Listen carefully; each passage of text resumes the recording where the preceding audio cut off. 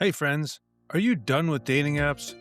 Tired of swiping through profiles and superficial chats that go nowhere? Well, swipe left on those boring rituals. Introducing Done with Dating, the free podcast driven dating platform that's bringing human interaction back. We sit down with incredible singles for real conversations on our weekly podcasts. Listeners like you get to know them deeply, then apply to date a guest or step into the mic yourself. Plus, we'll regularly host experts that discuss the dating world and provide advice on self improvement techniques when you are taking a break from dating and focusing on yourself. Made for the bold, built for connection, your dating journey redefined through the mic. Head to donewithdating.co right now and apply. It's free. Your perfect match is just one episode away. In today's episode, we're diving into the world of dating apps and sharing some real talk about the journey to authentic connections from the male point of view. After going on over 250 first dates, my guest Alex has learned some valuable lessons that I'm excited to share with you. Whether you're tired of the dating app scene or just looking for some fresh insights, this episode is for you. So grab your headphones and let's get started. Hello, everybody. Joining us today is Alex Most. From it looks like warm and sunny San Francisco, where they're going through a heat wave, much opposite of what we're dealing with in Massachusetts, where it's about 28 or 30 degrees tonight. So, Alex, thanks a lot for joining us. No worries, happy to be here. Yeah, it is pretty sweltering out there for San Francisco, and I lived in Boston for 10 years. So I know what you're going through, and I left for a reason, no offense. No, I understand. Definitely in the winter time when I was shoveling like feet of snow, I was like, why am I here? But spring and the summer is worth it. So, do you mind just telling us about yourself and a little bit of your background for the listeners? Yeah, so I live in San Francisco right now. I grew up in California in the Bay Area, though moved out to the East Coast for 11 years, 10 of those years in Boston. So I'm well acquainted with shoveling snow to get to work every day, much to the chagrin of my lower back. Ended up moving back to California to be closer to family. But I've been living in the city at a beautiful house on the banks of Twin Peaks. I'm about 10-minute walk from an iconic view of the city, and I just absolutely love the nature out here. And I was lucky enough to meet my current partner, who I have a house with here in San Francisco. We're actually getting married this fall. Awesome. Congratulations. Yeah, Thank you. that is great. So, as far as that, how did you guys meet? Yeah, so we met through the apps. We met on Hinge. It was my umpteenth date, and it was actually her first date in San Francisco when she moved here. Oh, wow. That's funny. Well, she lucked out. She struck gold right away in the gold I rush. certainly agree. So. Oh, what about the apps? Like, did you use a bunch of apps or were you primarily on Hinge? I was going on dates for over the course of what I think is about 10 years. I went on well over 200, probably over 250 dates. And a lot of those, were from the apps. A lot of them were organic in person, but they were all across the apps I did. There's Tinder, Bumble, OkCupid, The League, you name it. But of them, definitely Hinge ended up being the best fit for what I was looking for, based on the pool of people that I was running into, my sexuality, being man looking to date women, and also, I got to see Hinge go through an interesting cycle where it was like the dominant app and it crashed and no one was using it and it became the dominant app again. Wow, yeah. Yeah, I was using Hinge. I met my girlfriend on the League. We actually had both stopped using all the other apps and we're like, I'm done. I was literally done with dating. I had notes up on my apps. I'm taking a pause from this, but Yeah. you know how the League can be maybe 3 people a day. It's very limited. Mhm. So I kept it going and she did the same thing. So luckily we had found each other. So you met on Hinge and then can you tell us a little bit about your first date, how that was and if you felt like you had that connection right away or if it was something that took some time. It's interesting. So, just like a lot of my dates with people that I had the best connection with, I walked into the date not really thinking it was going to be that fantastic. I actually almost canceled the date to go and play the new Legend of Zelda game because I was really hyped on Tears of the Kingdom. But I decided to, go on this date, put myself out there, give it a try, and it was just a instant connection. We had an absolutely phenomenal first date, about 4 or 5 hours, two different bars, ended up going to a pizzeria. Even though I'm gluten free and I can't eat pizza at all, she was enjoying the pizza. And it was such a strong connection for me that I had been seeing another woman at the time that I was probably 6 or 7 dates deep with. I just immediately cut things off with that woman because I knew there was more interest in dating Nicole. Oh, that's awesome. Yeah, and I think sometimes you just feel it. Sometimes you just know. So that's great. Yeah. I actually another fun story from that first day. I never did this before, but went to the bathroom at one of those bars and I texted my buddy. I said, "I'm calling my shot. I'm gonna marry this woman." Oh my god! Wow. And did you do it that night? I proposed to her? Yeah, I'm just kidding. Yeah. No, thank God. I think that would have been a different trajectory for our relationship. If you went back and told her, "Hey, I just told my friend I'm gonna marry you," like, it probably may have been a deal killer as well. She's like, "This guy's too much."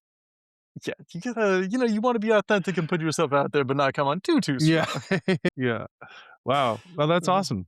So, when you're looking at the totality of your dates, and you could answer this from a perspective of maybe Boston or San Francisco, how many serious relationships would you say that you've been in your life? Yeah, as I mentioned, probably about 2 to 250 plus first dates that I went on with different people. Yeah. In terms of serious relationships, I'd put defining serious as like being explicitly monogamous or going out for a long period of time. I'd say there were about 7 or 8 serious relationships. Okay. And then, so what kind of gave you the feeling that you might have like, seen it all, or created your type? Did you create like the archetype of a a, a perfect woman for you? I actually, so I'm curious about this idea of seeing it all and if you felt that way, because I earnestly believe that I did not see it all. And I don't think you could see it all. I saw so many different people, but most importantly, I saw people in so many different contexts within their life. Like people were more or less emotionally available based on what was going on in their own personal life. And I think that impacted who they brought forward into that date and who engaged with me. So even though I went out with all these people, I think that each one of those people could manifest and present themselves in so many different ways. In terms of like clarifying my preferences, definitely. I built up a preferences. One memorable one was I went out with a woman who proudly proclaimed that she never read, and went out of her way to never read anything except for when absolutely professionally necessary. And I didn't realize that a value in reading was something that was important to me in dating, but I certainly exited that date with that opinion, let me tell you. Well, yeah, yeah. I mean, So because it's I'm curious, hard. did you see it all? Yeah. No, I mean, I would say I had 3 really strong relationships, post-divorce, and that helped me to get the archetype of what I was looking for, but I feel like you can never see it all. I'm at the point now where hopefully I am done with dating for beyond dating the one person I'm with, but I think from the perspective of seeing it all, now I hope to, like, to form new experiences with that one person as opposed to the new experiences to the point where I could see everything. Yeah, I mean, I think this is a uncontroversial take, but I find the emotional connection experiences I have with my current partner to be much more meaningful than those 250 plus dates I went on. Yeah. No offense to those 249 women. Well, yeah, because you get into that rhythm. I mean, for me at least, it became a series of like, just a pattern of like, you go out, like even my girlfriend, initially when she was talking to me, she's like, I feel like you were almost reading from a script when we were voice noting each other. And I was like, I just honestly had probably said it so many times before that it was like almost rote memorization, but it wasn't a script. So I don't know if you kind of felt that same way with respect to that Groundhog Day of the same pattern repeating itself over and over again. Yeah, I definitely, you got the consistent stories that you share that are always winners, way you frame yourself. I think of this similar to like job interviews. Like every time I start a job interview, I have the same 30 to 45-minute framing of myself and my career that I put out there. But sometimes when I notice these trends in myself, I started to actively move against them. Like early on in dating, I had my line that I do on the app, or I did the same line every Mhm. single time. And I was like, this line works super well. But I found myself falling into that pattern and being unsurprised and oftentimes being less open to women because they did not surprise me in response to that line. And I realized that I needed to fight against that instinct as much as possible. Though I will say, in my experience, when I had those really strong connections with women over the years, they tended to immediately break me out of my script. And I was immediately authentically engaging in ways that I was not expecting. And I think maybe you didn't have that experience because it was over voice note. I know the transactionality of messaging in voice notes can be much more distant. Yeah, we definitely connected once we were in person on our first date, which quickly went to a second date, and then a really strong connection right at our second date. So it was nice. But what you're talking about in terms of, I think your kind of mental depth that you had to be able to recognize that you were falling into a pattern and then breaking from it probably would extend those relationships if you wanted to extend them, which is really nice. And I think that's what hopefully people can take from these is, that ability to maintain your self-awareness, especially when you feel like you're in that kind of pattern where you're doing the same thing over and over and you're like, "You know what? Something's wrong here. Just doesn't feel right." Or I feel like I'm in some kind of a mold and I need to break out of that. So that's pretty awesome feedback. And I think people will definitely like to hear that. Walk us through your experience with the apps. You said Hinge was your favorite. You went back and forth. Would you mind sharing with me? I never did Tinder. I never tried it. And to me, it was like, I just felt like different people had different experiences with it, but I felt like if I was going on to that, I was going on to it with one reason only. But did you see maybe some of your relationships forming from the connection there? Or, you had said Hinge ended up being the go to for you. How long was that Tinder experience? Yeah, so, Tinder was one of those evergreen apps. It was kinda just always around consistently on my phone. I think that, I know a lot of friends who have gotten married from Tinder. One couple who they matched on Tinder because they both had great photos of cakes on their profiles. Ended up being they both worked in the airline industry, and they had that connection as well, though they didn't immediately know it. Oh, that's But cool. I also one thing I reflect on Tinder is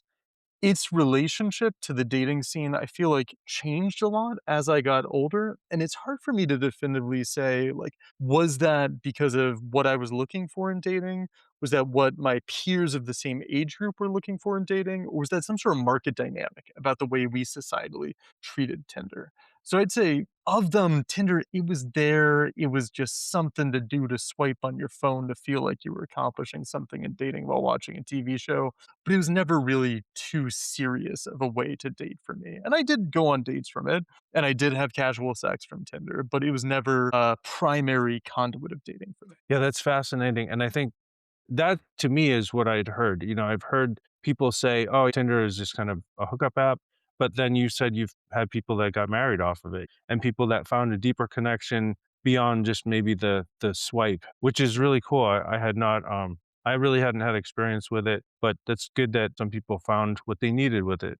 And really any app could be the answer for someone. Just depends on, I guess how they do it. Did you ever find periods of time where you were just like, okay, I'm taking a break. I just need to stay off the apps for a little bit of time, maybe work on self-improvement or things like that, or focus on some other thing, maybe not self-improvement, but some type of activity. Like you were talking about playing video games. Did you have a video game season, Fortnite, Star Wars season or something that you were like, I'm going to just not date right now? So it's interesting. There's really two different questions in there, right?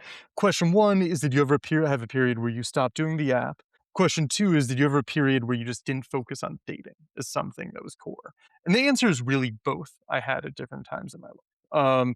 In terms of apps, you get so frustrated, especially with the dehumanization of the app, feeling like you're just one person in this algorithm and you're unable to break through into these connections. It can be really frustrating sometimes. And I think that, I encourage my friends and I encourage myself to step back, take a break, engage with it when it felt like it was positive and pleasurable and having results, but not feeling like you had to just continually engage with it for the sake of just engaging with it. I will also say there is a algorithmic benefit to that. Like the apps are promoting people who are new to the app more than they are people who are consistently swiping. So there was a quite literal benefit to the engagement with the app to step back for a week or two and how it promoted you to other people. But that wasn't the reason I was stepping back. It was more so just to like take a break and come to it with good energy and authenticity and intention. In terms of taking a break from dating, yeah, absolutely. I wouldn't say I exactly had a Star Wars season, but I would have, a month or two where I had a lot going on in terms of travel, in terms of family, in terms of work, that I was like, this is not a huge priority, especially during the holiday seasons. I mean, every single year, dating gets so disrupted in December by the holiday parties, by the holidays, that was a consistent time that I would tend to step back because you would just be setting yourself up for disappointment if you dove into it with too much intention at a time when people were not emotionally available for you. Yeah, that makes sense. I like how you broke that out in two different ways as well.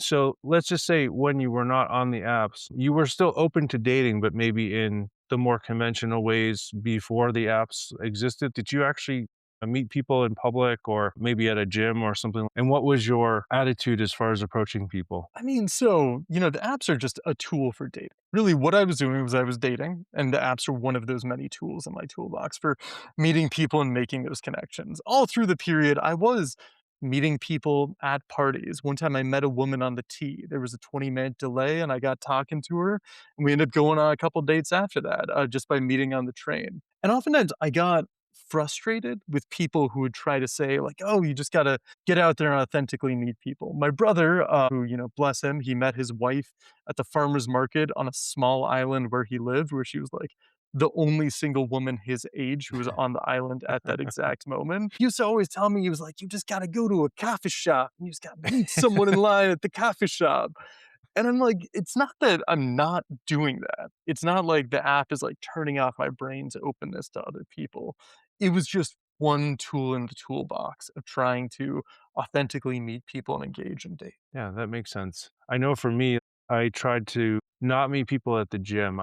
The gym for me Yeah. was just my place where I would go. And I actually didn't meet people typically there beyond, the people I would see every day. And then those were more like, okay, these are people that are going to be friends or gym acquaintances and male and female. It was just like, okay, those are kind of for me at least they were off limits. But I tried to look at it from everybody else, like, okay, I'm Yeah. open to meeting someone anywhere. Yeah. I think, yeah, that's the right attitude of, having those sacred spaces that you protect and you don't pollute in that way. I tell you, the number of coffee shops that I ruined for me and my friends by going out with their baristas in Boston, let's just say I learned a valuable lesson. That's pretty funny. Like, "Oh, you can't order coffee from there. She knows me. Did you see the stare she gave me? Like, don't order coffee from her." Yeah, it's like, you can go, man, but like I ain't getting espresso there anymore. That's pretty good. Yeah, so I had tried not to date in areas that I frequented that often. So for me, I think maybe that was a mistake that I would have made is kind of cutting off certain elements of my social life in terms of I'm not going to date from there. Looking back, do you have something that you would consider the biggest mistake that you think either you've made or that you feel most people make? If you look at your entirety of your dating experience, maybe from the beginning, something that you've learned that you've said, "Oh, you know what? I wish I could tell the earlier me this." It's pretty simple advice and it's pretty intuitive, but not to invest time and energy in someone who's not giving you that same time and energy back. Like, especially in the moment when you're infatuated, when you're excited about someone, when your pheromones and brain are just firing off about how amazing it is, it can be hard to step back and be self aware about the balance of investment within that relationship. But it's really important to not over emotionally anchor on people who aren't emotionally available for you, to not allow someone to breadcrumb you and continue to engage with them because you're excited, to not give someone excuses for why they're not responding back to you for 2 or 3 days. It's really, you got to find someone who is investing in you and you've got to invest in them.